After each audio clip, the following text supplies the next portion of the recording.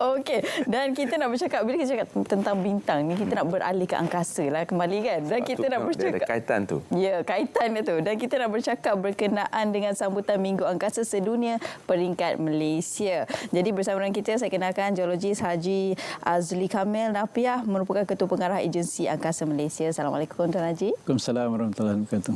Jadi Minggu Angkasa Sedunia ni adalah suatu yang disarankan oleh Pertubuhan Bangsa-Bangsa Bersatu. Dan temanya agak unik, berkaitan keusahawanan dan angkasa lepas. Jadi kita membayangkan SpaceX, Virgin X dan sebagainya, pelancongan ke angkasa lepas. Adakah ini sebenarnya yang cuba diangkat melalui tema ini, ataupun adakah sesuatu yang selain itu? Baik, saya rasa ini satu bertepatanlah dengan usaha di peringkat antarabangsa, di mana pada ketika ini semua usaha digembleng untuk melihat teknologi angkasa sebagai satu sumber ekonomi baru dunia. So jadi melihat kepentingan teknologi dan sumber kepada ekonomi ini di peringkat antarabangsa, Pertubuhan Bangsa Bersatu telah juga merancang beberapa aktiviti agar kesinambungan kepada hasrat untuk mengangkat teknologi angkasa sebagai satu sumber ekonomi baru dunia berlangsung dengan lebih baik. So jadi Minggu Angkasa Dunia ini bukanlah satu perkara baru, tapi dah dimulakan sejak tahun 2000 lagi, dan dia digazetkan di bawah United Nations. So jadi asasnya ialah sambutan Minggu Angkasa Dunia ini biasanya dibuat pada minggu pertama bulan Oktober setiap tahun. Yang itu biasa berlaku. Hari ini apabila kita melihat Malaysia juga ingin meneroka, mengambil peluang supaya teknologi angkasa ini kita boleh bangunkan dan juga menjadi sumber baru ekonomi kepada negara kita, maka kita rangkakan sedikit cara kita menyambut Minggu Angkasa Sedunia ini pada tahun ini berbanding tahun lepas. Pada tahun lepas mungkin kita ada 1-2 aktiviti saja dan sesuai dengan temanya pada situ, Space and Sustainability. Tetapi pada tahun ini temanya ialah angkasa dan keusahawanan, entrepreneurship. Dan ini memberi ruang kepada sebenarnya industri-industri tempatan kita untuk melihat atau meneroka peluang-peluang baru dalam teknologi angkasa. Justru kita bersama-sama rakan, bila kita melihat tema keusahawanan, kita nak melibatkan seramai mungkin, sama ada dari segi akademik, NGO, industri, ataupun agensi kerajaan sendiri. Justru kita melihat seminggu itu tidak cukup untuk kita meraihkan aktiviti ini. Seterusnya kami bersetuju supaya sambutan ini kita langsungkan selama sebulan dalam bulan Oktober ini. Dan target kita bukanlah hanya sebagai 1 atau 2 program yang besar, tetapi kita inginkan kesinambungan setiap satu program. Sebagai contoh, awal saya boleh katakanlah sehingga hari ini lebih kurang dalam 12 aktiviti sepanjang Oktober ini. Dan awal Oktober itu dimulakan dengan akademik membuat aktiviti berkaitan dengan sains angkasa dan juga teknologi angkasa. Kemudian diikuti dengan cuaca angkasa. Kita pun jarang dengar cuaca angkasa, tetapi ia banyak impaknya kepada pengurusan kehidupan kita di permukaan bumi. Dan agak menarik, pada 11 Oktober yang lepas, rakan kita di Planetarium Negara dapat peluang di mana kita bawa adik-adik kita di sekolah rendah bercakap secara langsung dengan angkasawan di stesen angkasa lepas secara langsung. Dia kita sedang melihat rakaman siarannya. Saya kira itu satu yang unik dan yang menarik kepada adik-adik kita, kerana bukan mudah untuk kita dijadualkan dapat bercakap. Saya difahamkan 3 tahun untuk tempoh menunggu. Sebab ia melibatkan seluruh dunia permintaan. Dan begitu juga di peringkat industri entrepreneurship, kita bersama dengan pihak Miasat yang sekarang mengendalikan satelit komunikasi, menganjurkan Asia Pacific Satellite Communication Council Conference and Exhibition pada 2 minggu sudah, dan ia menarik minat banyak industri-industri tempatan juga di rantau Asia Pasifik untuk kita membuka ruang kepada pembangunan industri itu. Baik, selain daripada program bercakap dengan angkasawan yang ialah susah untuk kita dapat peluang ni kan, 3 tahun sekali baru dapat kan. Jadi apa lagi antara program-program yang diisi untuk memastikan sepanjang sebulan ini terisi dengan perkara-perkara yang baik berkaitan dengan angkasa? Baik, dari segi saya mulakan dengan peluang kepada adik-adik kita. Ada satu syarikat Apa di Langit namanya. So, dia juga berkolaborasi untuk membuka satu ruang pada adik-adik untuk menyertai kem cilik angkasa yang setiap minggu secara atas talian.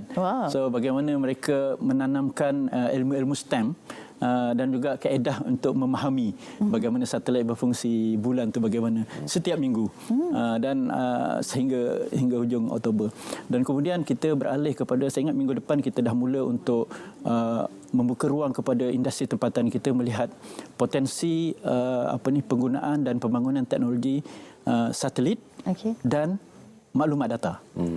Ini bersama dengan agensi-agensi luar seperti Airbus dan juga MDA daripada Amerika yang begitu maju dari segi teknologi, dan kita nak bawa teknologi itu ke Malaysia dan di-apply oleh industri-industri kita sebagai punca ekonomi dan juga ruang pekerjaan baru kepada generasi muda yang akan datang. Dan next, kalau tak silap saya, ialah bagaimana Mike di bawah MOSTI sendiri menganjurkan invitation to the space technology industry.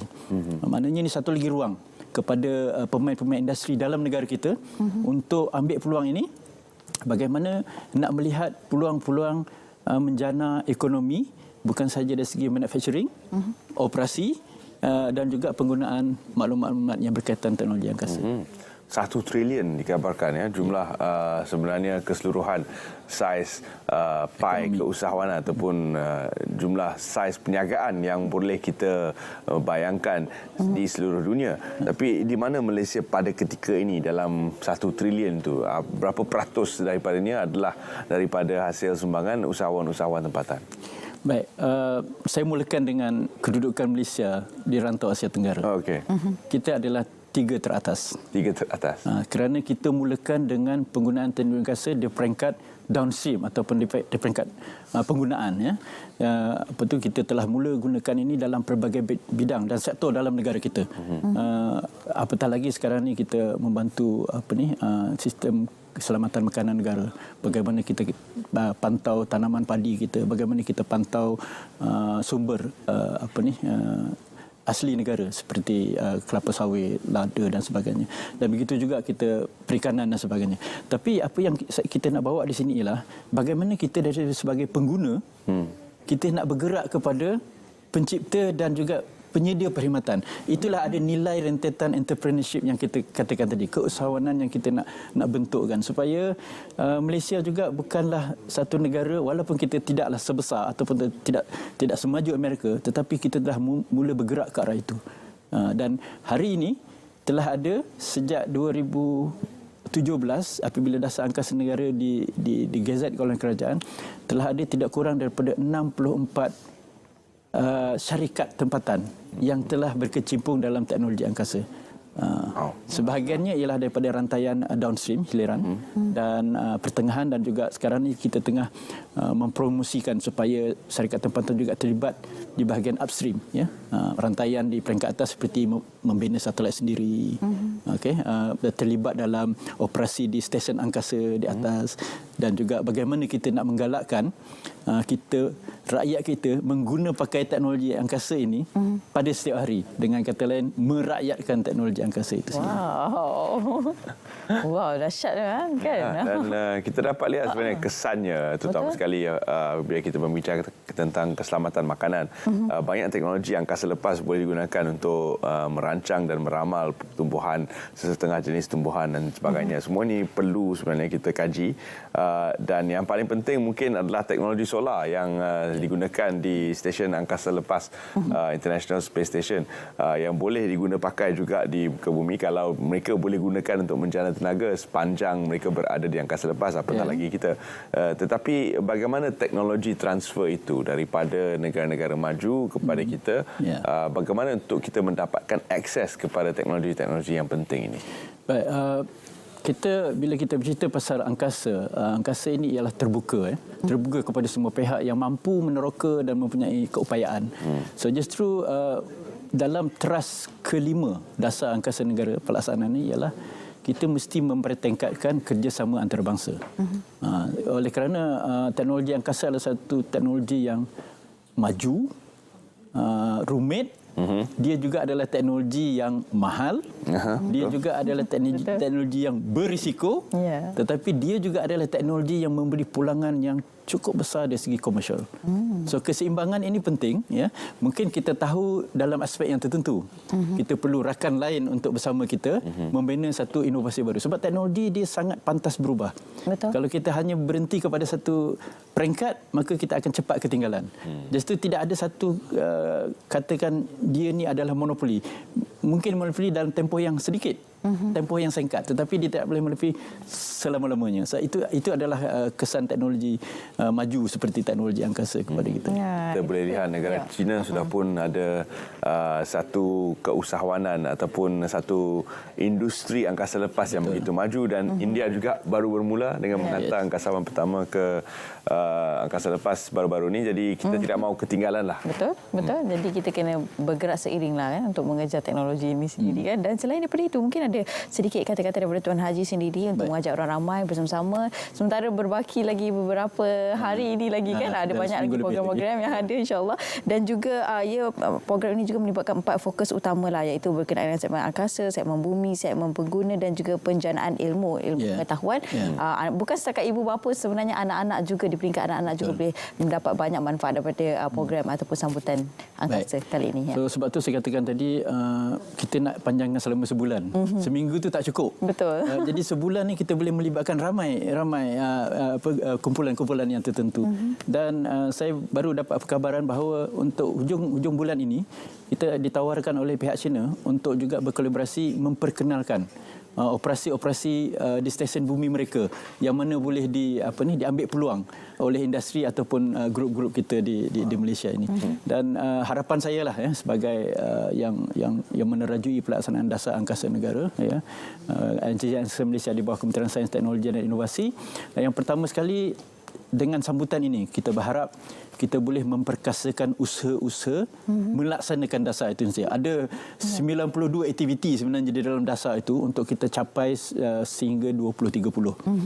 Dan yang keduanya, kita nak juga mempromosikan bahawa Malaysia juga adalah sebuah negara yang aktif dalam mempromosikan teknologi angkasa. Dan sekarang kita dah berhasrat untuk membangun bagi tujuan negara kita. Dan yang terakhir sekali, inilah peluang sebenarnya kepada local industri atau industri tempatan kita.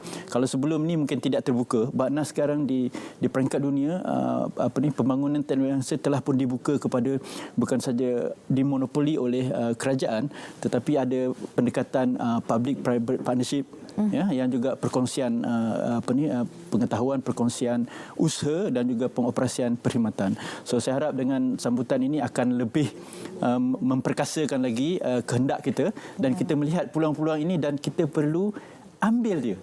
Kerana peluang-peluang seumpama ini mungkin kita tidak selalu dapat, lebih-lebih selepas era post-COVID, kita lihat teknologi begitu penting dalam kehidupan kita seharian untuk mengurus kehidupan kita. Jadi daripada angkasawan pertama dulu, Datuk Seri Syed Mirzapha Shkoor, sehinggalah kini kita dapat lihat ada perkembangan 64 syarikat yang telah pun terlibat dalam keusahawanan dan industri aero angkasa, dan sudah pasti ia merupakan satu pergerakan ke arah kita mendapat akses penuh kepada teknologi-teknologi angkasa lepas yang begitu penting dan memberi keuntungan ataupun nilai tambah yang tinggi kepada GDP negara. Baik, terima kasih kami ucapkan kepada Geologis Haji Azli Kamil Napiah, merupakan Ketua Pengarah Agensi Angkasa Malaysia. Terima kasih banyak. Terima kasih. Okey. Dan seterusnya para penonton, kita nak beralih ke cerita Pagi Pahang bersama dengan rakan pelapor iaitu Nur Khairul Bariah yang akan berkongsi berkenaan dengan Pusat Pandu Lalu Belian Alam Sekitar. Silakan.